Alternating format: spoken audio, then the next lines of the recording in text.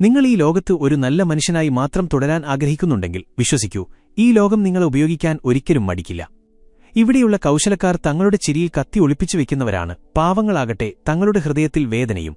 കാരണം ഈ ലോകത്ത് നിങ്ങൾ ജയിക്കണമെങ്കിൽ കുറച്ച് സാമർഥ്യം കൂടിയേ തീരൂ. എപ്പോഴെങ്കിലും നിങ്ങൾ ചിന്തിച്ചിട്ടുണ്ടോ, എന്തുകൊണ്ടാണ് ചില ആളുകൾ നിങ്ങളുടെ നന്മയെ മുതലെടുക്കുന്നത്? എന്തുകൊണ്ടാണ് ഓരോ തവണയും മറ്റുള്ളവരെ സഹായിക്കുന്ന ആളായി നിങ്ങൾ മാറുന്നതും ഒടുവിൽ ഒറ്റയ്ക്കിരുന്ന് കരയേണ്ടിവരുന്നതും? എന്തുകൊണ്ടാണ് ഓരോ ബന്ധവും ഓരോ സൗഹൃദവും ഓരോ വിശ്വാസവും നിങ്ങളെ ചതിക്കുന്നത്? കാരണം നിങ്ങൾ നല്ലവനാണ്. കാരണം നിങ്ങളിനിയും സാമർഥ്യം കാണിക്കാൻ പഠിച്ചിട്ടില്ല. അത് പഠിക്കുന്നതുവരെ ഈ ലോകം നിങ്ങളെ കൊള്ളയടിച്ചുകൊണ്ടേയിരിക്കും. ഇനി ഞാൻ നിങ്ങൾക്ക് ഒരു കഥ പറഞ്ഞുതരാം. കുട്ടിക്കാലം മുതൽ നല്ലവനാകൂ, വിനീതനാകൂ, എല്ലാവരെയും സഹായിക്കൂ എന്ന് മാത്രം പഠിച്ച ഒരു ആൺകുട്ടിയുടെ കഥ. പക്ഷെ അവന്റെ ആ നിഷ്കളങ്കത തന്നെ ഒരു ദിവസം അവന്റെ ഏറ്റവും വലിയ പരാജയമായി മാറി. ആ കുട്ടിയുടെ പേര് അമിത് എന്നായിരുന്നു. അമിത് ഒരു ഗ്രാമത്തിൽ നിന്ന് വന്നവനായിരുന്നു. മനസ്സ് നിറയെ നന്മയുള്ളവൻ. ആരെങ്കിലും ദുഃഖിക്കുന്നത് കണ്ടാൽ അവനും അസ്വസ്ഥനാകും. സ്കൂളിൽ ടീച്ചറുടെ വഴക്ക് കേൾക്കും, പക്ഷെ കൂട്ടുകാരുടെ തെറ്റ് സ്വന്തം തലയിലേറ്റെടുക്കും. വീട്ടിൽ അച്ഛൻ എപ്പോഴും പഠിപ്പിച്ചിരുന്നു, മോനെ നല്ലവനാകൂ, ലോകം നിന്നെ ബഹുമാനിക്കും. അമിത് അതുതന്നെ ചെയ്തു. അവൻ നല്ലവനായി തുടർന്നു. പക്ഷെ ലോകമെന്താണ് ചെയ്തത്? അവൻ ഓഫീസിൽ വന്നു. ആളുകൾ അവന്റെ ജോലിയുടെ ക്രെഡിറ്റ്, അംഗീകാരം തട്ടിയെടുത്തു. അവൻ തന്റെ സുഹൃത്തിന് പണം കടം കൊടുത്തു. എന്നാൽ ആ സുഹൃത്ത് പിന്നീട് അവനെ കളിയാക്കാൻ തുടങ്ങി. അവൻ ഒരു പെൺകുട്ടിയെ ആത്മാർത്ഥമായി പ്രണയിച്ചു. പക്ഷേ ആ പെൺകുട്ടി മറ്റൊരു കൗശലക്കാരനായ പയ്യനെ തെരഞ്ഞെടുത്തു. അമിത് തകർന്നുപോയി. ഒരു ദിവസം മദ്യപിച്ച് ലക്കുകെട്ട് റോഡരികിൽ ഒറ്റയ്ക്കിരിക്കുമ്പോൾ ഒരാൾ അവന്റെ അടുത്തേക്ക് വന്നു. മുഖത്ത് ശാന്തതയും കണ്ണുകളിൽ തീയും വാക്കുകളിൽ അമിതിന്റെ ആത്മാവിനെ വരെ വിറപ്പിക്കുന്ന സത്യവുമുള്ള ഒരാൾ. ആ വ്യക്തി അമിതിനോട് ഒരു കാര്യം മാത്രം പറഞ്ഞു: നീ സാമർഥ്യം കാണിക്കാൻ പഠിച്ചില്ലെങ്കിൽ നിന്നെപ്പോലെയുള്ള നല്ല മനുഷ്യർ ഈ ലോകത്ത് വെറും കഥകളിൽ മാത്രമായി ഒതുങ്ങിപ്പോകും. ഇവിടെ നിന്നാണ് കഥ തുടങ്ങുന്നത്. എങ്ങനെയാണ് അമിത് തന്റെ ജീവിതത്തിലെ ഏറ്റവും വലിയ പോരാട്ടം പോരാടിയത്? എങ്ങനെയാണ് അവൻ സാമർഥ്യം പഠിച്ചത്? എന്നാൽ സത്യസന്ധത കൈവിടാതെ എങ്ങനെ അവൻ തന്റെ നിഷ്കളങ്കതയുടെ ചങ്ങലകൾ പൊട്ടിച്ചെറിഞ്ഞ് ആർക്കും പറ്റിക്കാൻ കഴിയാത്ത ഒരു മനുഷ്യനായി മാറി? ഈ യാത്രയിൽ ചാണക്യൻ പറഞ്ഞ മോശക്കാരനാകാതെ തന്നെ നിങ്ങളെ സ്മാർട്ടാക്കുന്ന ആ തന്ത്രങ്ങൾ, നീതികൾ ഞങ്ങൾ പറഞ്ഞുതരാം. ചാണക്യനീതി 1. മറ്റുള്ളവരെ പെട്ടെന്ന് വിശ്വസിക്കരുത്. വിശ്വാസം അത് തകരുന്നതുവരെ മാത്രമേ സുന്ദരമായിരിക്കൂ. ചാണക്യൻ പറഞ്ഞിട്ടുണ്ട്, ആലോചിക്കാതെയും പരിശോധിക്കാതെയും ആരെയെങ്കിലും വിശ്വസിക്കുന്ന വ്യക്തി സ്വന്തം നാശത്തിന് സ്വയം കാരണക്കാരനാകുന്നു. അമിതിന്റെ ഏറ്റവും വലിയ തെറ്റിതായിരുന്നു. അവൻ ആരുടെയെങ്കിലും 2 നല്ല വർത്തമാനം കേൾക്കുമ്പോഴേക്കും മനസ്സു തുറക്കും.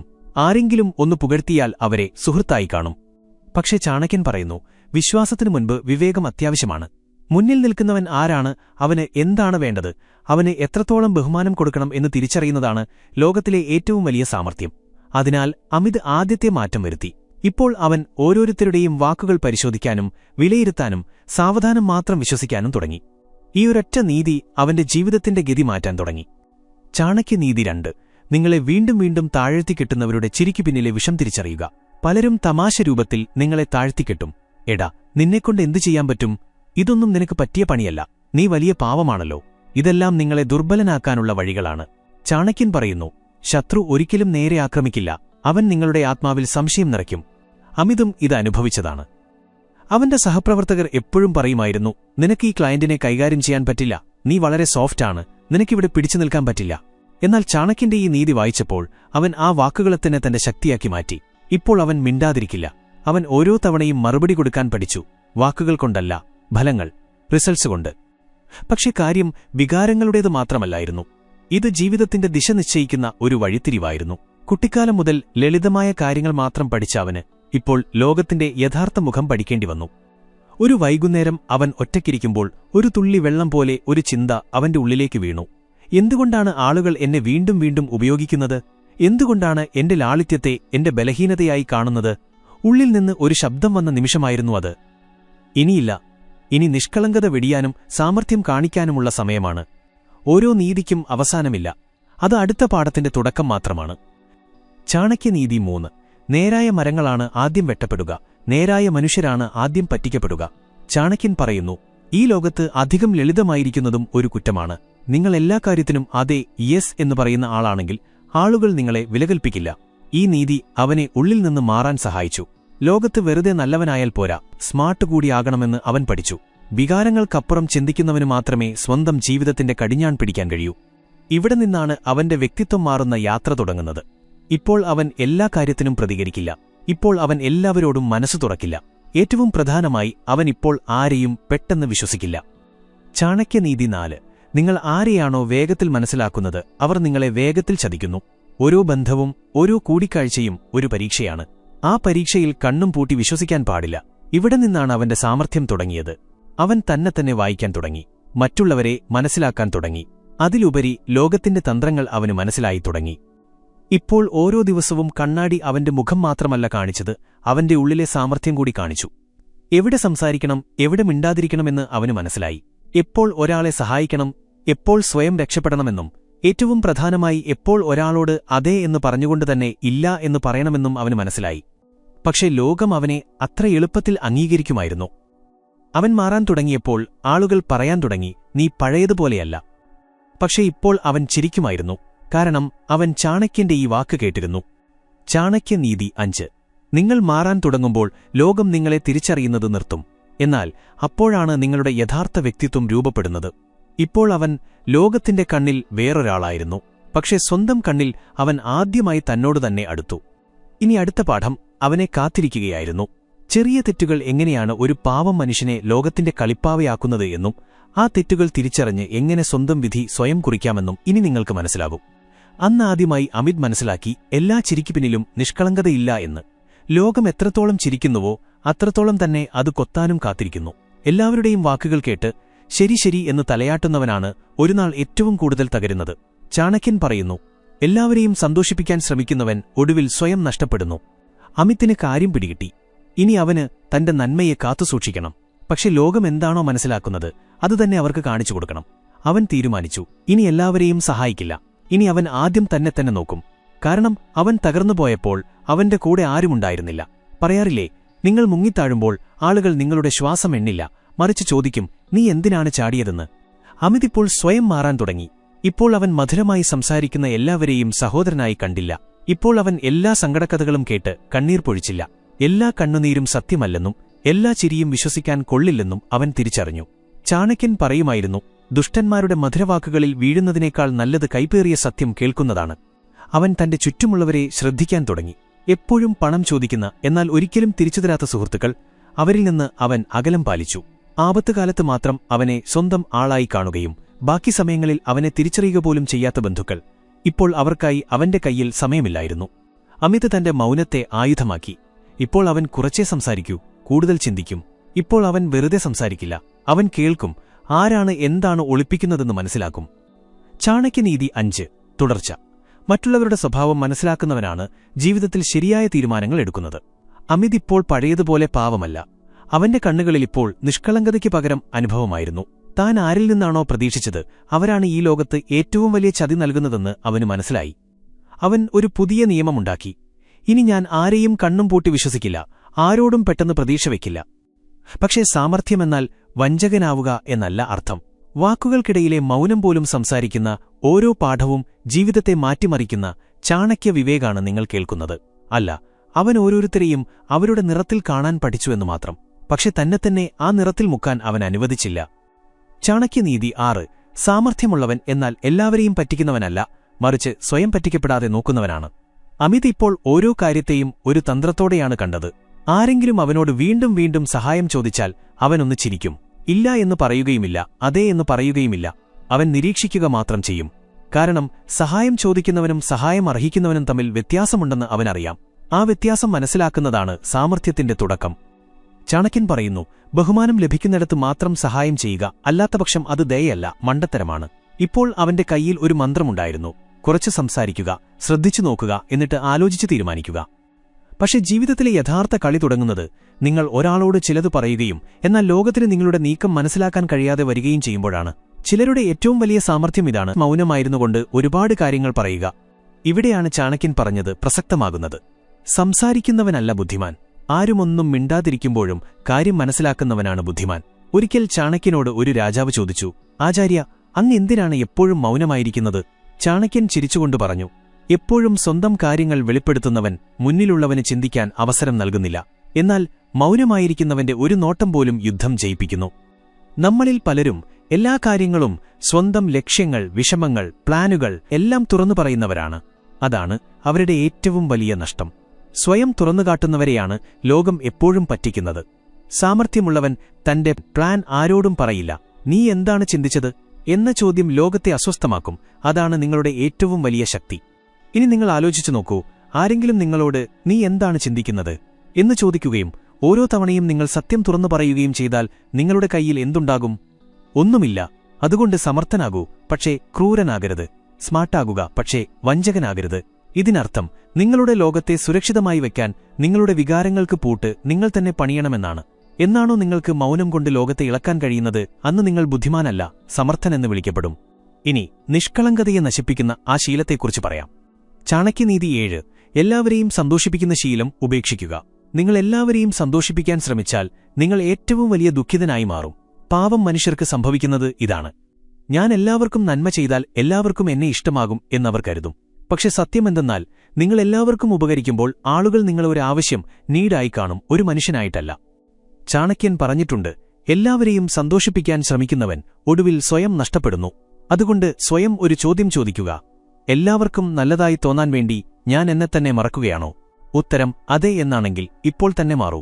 കാരണം ആദ്യം തന്നെ സ്നേഹിക്കാൻ പഠിക്കുന്നവരാണ് ജീവിതത്തിൽ വിജയിക്കുന്നത്. ഇനി പാവങ്ങൾ പലപ്പോഴും വീണുപോകുന്ന ഏറ്റവും വലിയ കെണിയിലേക്ക് വരാം. എല്ലാ കാര്യങ്ങളും വിശ്വസിക്കുക എന്ന കെണി. നീതി അവസാനിക്കുന്നില്ല, അത് അടുത്ത ശ്വാസത്തിനായി കാത്തിരിക്കുന്നു. ചാണക്യനീതി 8. എല്ലാവരുടെയും വാക്കുകൾ വിശ്വസിക്കുന്നവൻ തന്നെ വഞ്ചിക്കുന്നു. ആരെങ്കിലും ചിരിച്ചുകൊണ്ട് ഞാൻ നിന്റെ നന്മയാണ് ആഗ്രഹിക്കുന്നത് എന്ന് പറഞ്ഞാൽ നിങ്ങളത് വിശ്വസിക്കും.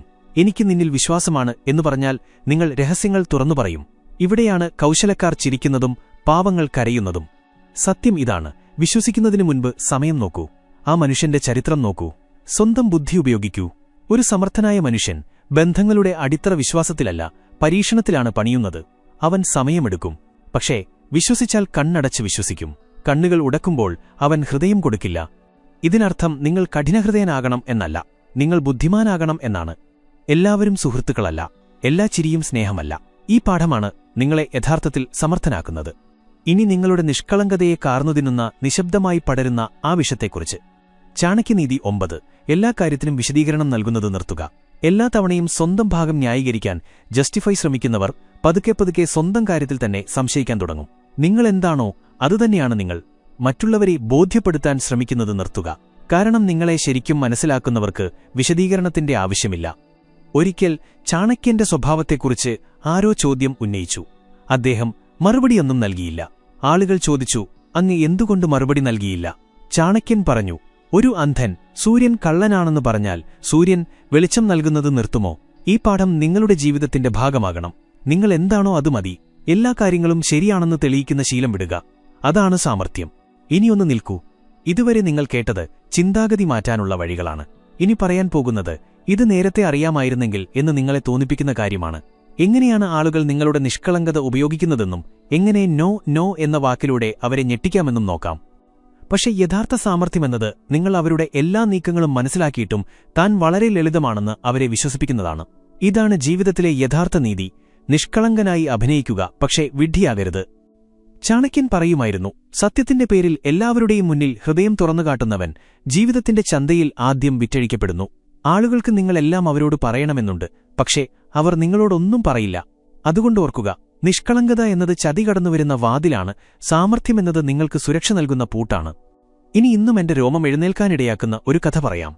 രാമേശ്വർ വളരെ സാധുവായ ഒരു യുവാവായിരുന്നു. ഗ്രാമത്തിൽ എല്ലാവർക്കും അവനെ ഇഷ്ടമായിരുന്നു. കാരണം അവൻ ആരോടും ഇല്ല എന്ന് പറയില്ല. ആര് എന്തു പറഞ്ഞാലും അവൻ ചിരിച്ചുകൊണ്ട് സമ്മതിക്കും.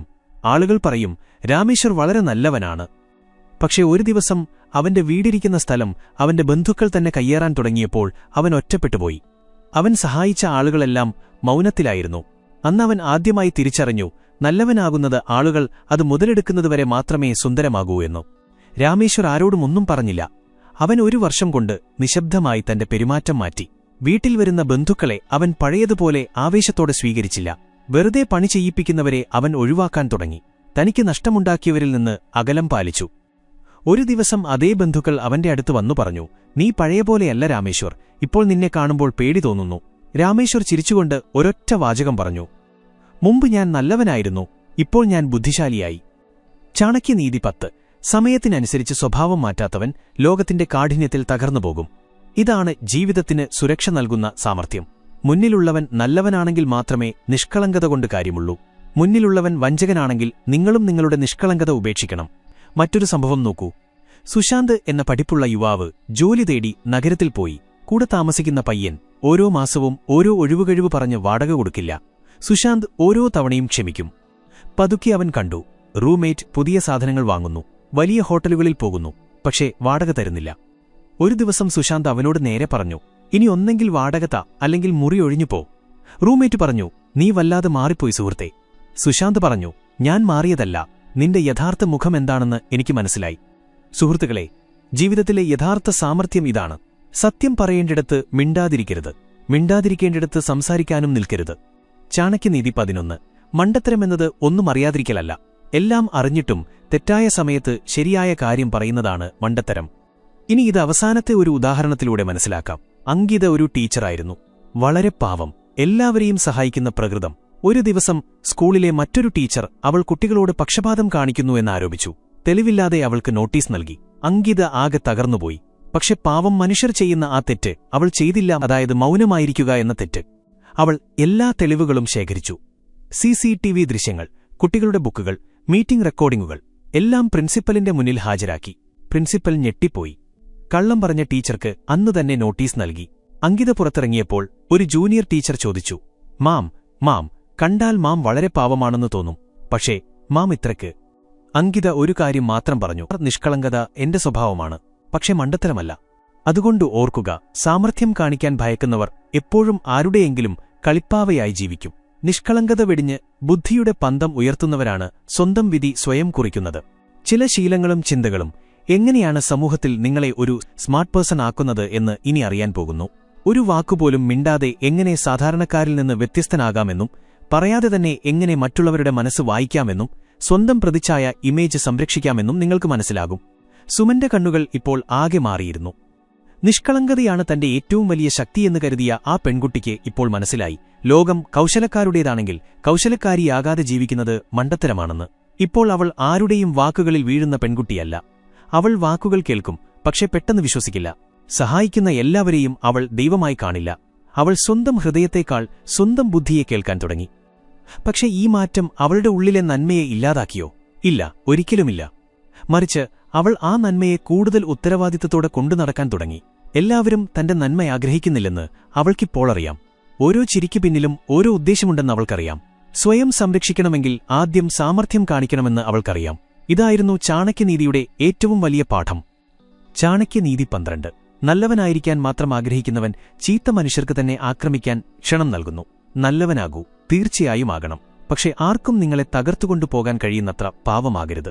നിങ്ങളുടെ ഹൃദയം മൃദുവാകട്ടെ, അത് നല്ല കാര്യമാണ്. പക്ഷേ നിങ്ങളുടെ ബുദ്ധി കൂർമ്മയുള്ളതാകണം. ഷാർപ്പ് എന്നത് നിർബന്ധമാണ്. എങ്കിൽ മാത്രമേ ഈ ചെന്നായക്കൂട്ടത്തിനിടയിൽ നന്മയോടെ നിങ്ങൾക്ക് പിടിച്ചു നിൽക്കാൻ കഴിയൂ. അല്ലെങ്കിൽ നിങ്ങൾ വെറുമൊരു ഇരയായി മാറും. സുമന സംഭവിച്ചത് അതാണ്. പക്ഷേ അവൾ ഇരയാകാൻ നിന്നുകൊടുത്തില്ല. അവൾ തന്നെ ശക്തയാക്കി. അവൾ കണ്ണീർ തുടച്ചു.